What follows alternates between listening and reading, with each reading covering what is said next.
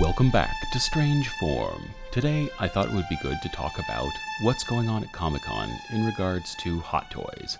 A lot of people have asked my thoughts on it, and though Hot Toys has released several figures, there are only 3 that really caught my eye, and that's because these are ones I have been asking for so very long, and I'm so very excited to see them represented finally in 1/6 scale, and that is Hot Toys Big Chap Alien that's actually fairly film accurate, if not completely film accurate to certain scenes. There's a little bit I would tweak here and there, like maybe making the sides of the dome a little more bulbous, but it actually fits some scenes where it doesn't fit other scenes, as there were several costumes used. So it really is the best 1/6 scale Alien we've ever gotten, or probably ever will get at this point, unless maybe Queen Studio or somebody else decides to throw their hat in the ring. But my thoughts on it, it's great. The fact that the mouth opens, kind of squares off at an angle, and then has that kind of fish lip look to it is perfect. It is absolutely one of the most gorgeous Alien figures that I've ever seen. I'm really impressed, and I can't wait to see what the paint scheme looks like, and maybe what some of the fine detailing they're going to do on it is. So right now, I'm really impressed. I really like it. I think it's probably going to be one of the better figures of this next year, and I'm excited to see them move forward with more Alien stuff, and I'm hoping this isn't the end. I'm hoping we get a lot more Alien stuff. But I'm excited, I like it, and I hope that you guys are excited about it too. I might have a few small, like little nitpicks here and there about it. I think that some of the hands don't quite completely look like they did in the film, and I wish that they had some of just the more classic hand designs, like the way that the thing held its hands. But overall, it still looks great. And man, does it run circles around this abomination. So at least we get something that will display alongside Ripley really well. Alright, as I look this over, the one thing that I notice is that the color scheme is actually pretty incredible. And here's to hoping the production model lives up to that. I'm really confused as to how the jaw is hinged. It almost looks like it opens in the same way that the original film used costume did. There are a few small things, such as the cuffs around the hands and some other places where it's a little bit thick and doesn't quite look in proportion with the original costume, but overall, this actually looks really, really good. It looks like they are taking a lot of their cues from both the Mezco as well as the Medicom. It really has a lot of the proportions of the Medicom, and that's great because a lot of that is taken directly from the costume, though it definitely has a lot more detail than the Medicom. I'm wondering what the material is. If you look at some of the shots, the way he's bent over, you can kind of see some bulging, which makes me believe that this is actually kind of a thick plastic, like the Aliens version, the Warrior that came out several years ago. I think it was 2016. That's good. It wasn't great for posing, but it looked really good, and it held on to its detail without rotting away. I guess my main concern would be that, like any of this, is made of rubber, especially the mouth portion, as they keep doing the sort of stretchy mouth, and it's really hard to tell how this thing is supposed to open up, as the closed mouth and the open mouth look very, very different. And with the 2 tubes coming out of the corner of the mouth, it's hard to say that this is actually a stretched open version of that one. So it's really interesting. I can't wait to see the production model. As for the mouth, all the colors and everything are right. The teeth are a little bit more squared off than the actual production version. But again, I do really like the way it kind of has the fish lip, this slightly open underbite. And again, if you look closely at some of the more pushed poses, it really does look like it's sort of a plastic over some sort of armature. I will say that a good deal of the detail is there, and it looks like they may have actually put the maker's stamp on the large tubing that's by the temple of the head, which would be really cool. It would be really neat if they actually put some of the costume mistakes on it. Because they don't have this in very many dynamic poses, my guess is that it's more of a lightly posable figure like they did with the Aliens Warrior, and will probably be something that can be set in one pose, but really if you start to like over-articulate it, like you'll start to actually bend some of the plastic in the joints. I am really hoping that the color scheme that they have here is what we get. Sometimes they go all out on the show model, and then what we end up getting is a little more haphazard. So I'm really hoping that this is one that they're trying to wow us with. The proportions on the head are right for some of the scenes and a little bit less bulbous than some of the other scenes, which is interesting because it's really hard to do an absolutely perfect Big Chap because the costume and some of the things they had to do to keep the costume from coming apart changed from scene to scene. So some of them are just true to one scene but not another. And there are some really big differences. My favorite scene with the Big Chap is when it's laid on its side and it's coming out to get Ripley. I think you get to see all of that sinew, the face, the way that the teeth clasp and everything. That's one of the really good scenes, and that's one of the ones I always look to be one of the most accurate scenes as to how the thing is supposed to look, because that's really when they're unveiling it. It looks like it comes with an opening and closing mouth. The details look really great. Comes with 4 or 5, I think it comes with 5 sets of hands. So 5 sets of hands, including what's on it. And then the base looks like it has like acid all over it. It doesn't appear to come with any face huggers or eggs, which is unfortunate. It would be really cool if we got that with it, especially because it comes with a special collector's card that has a face hugger on it. The picture on the collector's card is the image from the DVD release, and I actually think this is the jumping off point that they used, especially because the side profile looks so much like this DVD image, which is great. It looks really cool in that image, and I'm very excited to see this thing. Tiny gripes aside, this is still the best 1/6 Big Chap that's ever been released, and for the foreseeable future probably will be the best. As for what makes it a special exclusive edition, evidently now Hot Toys is including little metal collector's cards, which is very strange. I don't know how much money that's gonna add to it, and I don't know if that's something that, you know, really any of us really want. It's not something that's come with any other Hot Toys, so it's not like something we're already collecting, but you know, some people might pay extra for it. I'm just wondering if it's going to be like $50 extra for the stupid card. But if I can save some money, that's great.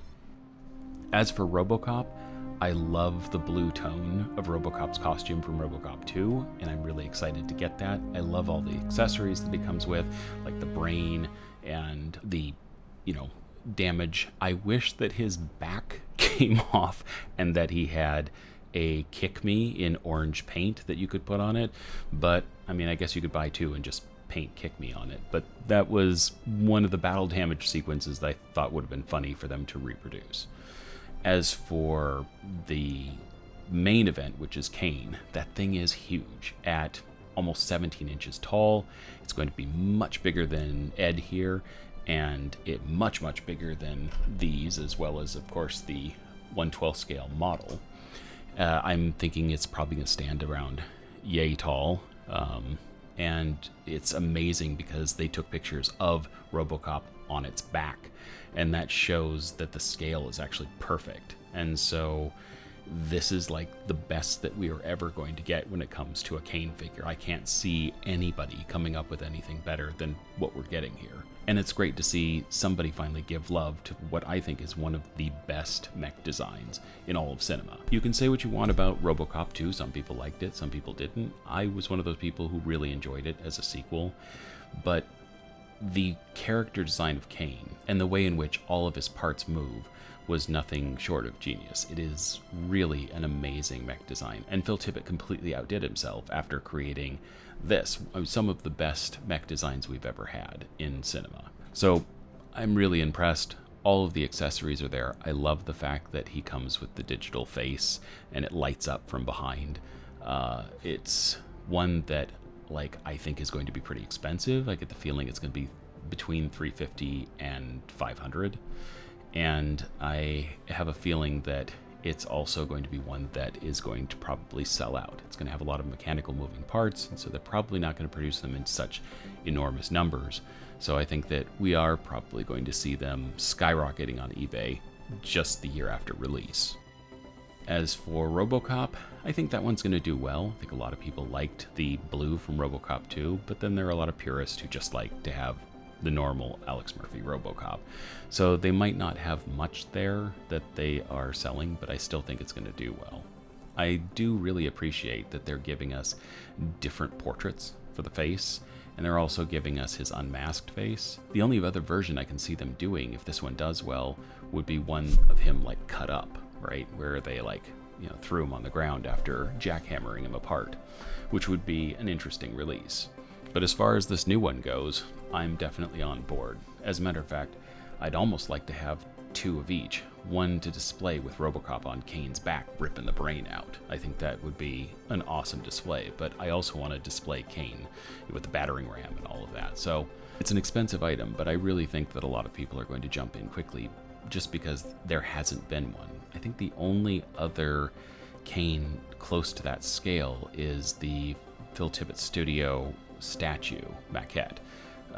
And that thing was, I think, released in numbers of just 1,000. It was really limited, and they sold out really quickly, and they're very expensive, and they don't move or anything, but they were actually, all the pieces were modeled on the original maquette. But I remember when I used to live in Hollywood, California, walking past the Hollywood Museum, and on the outside of the museum, they had a large display case, and they had the original model of Kane. And I would walk past that thing and think, that is one of those things that I would love to own in that scale.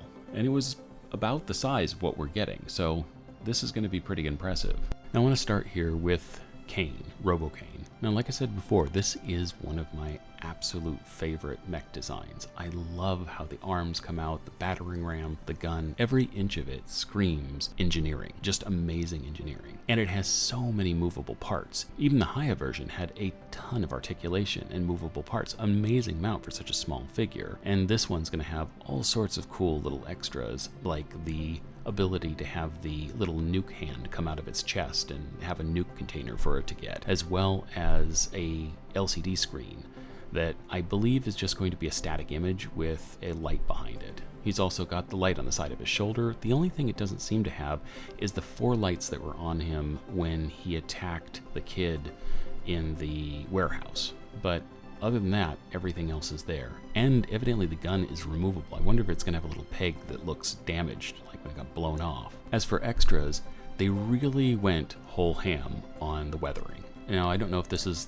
what the version we are going to get looks like, but man, there is a lot of dings and scratches and little slices, and as well as like an incredible amount of fine detail stickers and decals that I don't even remember in the film. I mean, they must have been there. I don't know why they would put them there otherwise, but like that circle around the chin of the thing, that's an interesting addition, as well as some of the red writing on the side of the battering ram. It's looking like everything's not only articulated, but the pistons and everything pull apart and pull back in. And I'm wondering if the head will be able to seat completely flush with the body the way that it does when it's kind of in resting mode before it's attacking. And I'm really hoping that that's the case, because I think that'll look really cool. It does look like the extra smaller arms, the plasma cutter and the clamp hand, do roll up around its shoulders, so that's great. And there's not a single place here where they seem to have skimped on detail, so the little greeblies and everything are awesome. I'm wondering if it's going to have the little flies on the back. One of the greeblies that they put on the original design was 2 plastic flies that they painted that are kind of meeting each other. It looked like a sort of butterfly joint, and that's underneath the arm towards the back of the creature on the underside. So I'm wondering if that's going to be there. It's impossible to tell with these shots because that's not something they show, but it does look like they've reproduced just about everything else. As for its proportions, it is absolutely incredible. It's awesome to see that Robocop looks so small next to him. They've done an excellent job in these shots showing that proportion of these two, and that makes Kane look really big. And I know a lot of people think he's actually much bigger than he is in the film, and a lot of that's because they were using a stop motion maquette, and to force perspective, sometimes they filled the frame with it, and that kind of made him look bigger and more menacing. But he really was just, a little bit taller than the average person, kind of like Ed 209 was. He wasn't, like 20 feet tall. But this does actually look like it's in proper proportion. As for Robocop 2's Alex Murphy, if this is the paint scheme they're going with, I love the iridescent blue. I've always loved that iridescent blue. That's actually been my favorite version of Robocop. And I know there was some iridescence to the original, and they went with a flat gray for the first release, and I believe a little bit of that iridescence for the newer release that came out just a year or two ago. But this version of RoboCop is much bluer, and he always has been. He's got that kind of purple sheen that shows up as the light hits him in the right way, and this one is reproducing that very well, so I can't wait to see that in person. As for his facial expressions, they're actually very different than the first one, and it's interesting because they've got a lot of the facial expressions that not only he made, but some of the ones that were on the little maquette that was in the stop motion sequences. So I think one of the frowning mouths is actually supposed to be more representative of the version of him that was actually a miniature, which is kind of interesting. Other than that, it looks to be the same portrait as the unmasked battle-damaged Alex Murphy that came out a while back, and so I'm not sure if this is a new one, but it does look almost identical. And the rest of the costume, a lot of it is die cast, which is really cool. Like I said before, it would have been cool to have the kick me thing, but that's neither here nor there really. They're giving us a lot with this one anyway. He comes with all of the accurate battle damage that he had in that final fight scene with Cain, like the arc welder zip across the top of his head and the big battering ram smash that was in his chest, which is really neat. He also comes with Cain's brain, which is great because you can have him ripping it out, on top of Cain and reenact that whole sequence. This one is definitely everything that I would want to see come with this figure. The only thing I can see them doing from here on out is maybe like a 3-pack with a cut-up RoboCop and the 2 failed Robocop 2s that committed suicide, which would be just hilariously awesome if they did that. I don't know that there's a big enough market for it. It depends on, I think, how well these do. But that would be something. As I said before with the portraits, I really like the slightly sneering one. That's just a really interesting face to choose, and I'm kind of excited to see how that ends up looking up close. It is really cool that both of these have die-cast parts, and I'm wondering how much, if it's going to be as heavy as the previous version, because that thing really was a big chunk of metal. And I'm especially wondering how many metal parts are going to be on Cain. He of course has the gun that comes out of the leg, but it's really interesting that they have the gun that he used in the sequence where he's first attacking Cain as they're doing that big Detroit RoboCop 2 show. So it is neat that they actually included that. It looks like he possibly comes with 5 sets of hands, 3 different portraits plus the unmasked head, Cain's brain, and there appear to be a few things that aren't shown, and one of them I think is an ammunition sash and the brick of nuke, which made me go back and look, and Cain actually comes with that remote control that he used to arm himself in the sequence where he came out at the OCP unveiling. That is really cool. So these actually come with quite a bit, which has me bracing for the price. Alright, well, editing this, Sideshow actually put them up, so I know what the prices are going to be. Cain is going to be $525. Plus shipping. The Big Chap is going to be $300, and RoboCop is going to be $300. There is actually no difference between the exclusive versions with the card and the other version. So while supplies last, you may as well just get the exclusive. As for release, it says July 2026, so next year. Right now, my only 2 real outstanding grails from Hot Toys would be a re-release of the Power Loader with an accurate Ripley, and possibly a Queen. But I know that that's a long shot because that would be a huge figure. But again, I was really excited to see them release 3 figures that I'm very excited about and that I have been very enthusiastically waiting for. Now let me know in the comments section. Are you going to pre-order these? Are you going to pre-order more than one? Are you excited about a more film accurate Big Chap? And what figure is your grail? What would you like to see Hot Toys release? But I'll leave you with this thought. I would buy all of this for $1. And, as always, remember, never stop collecting.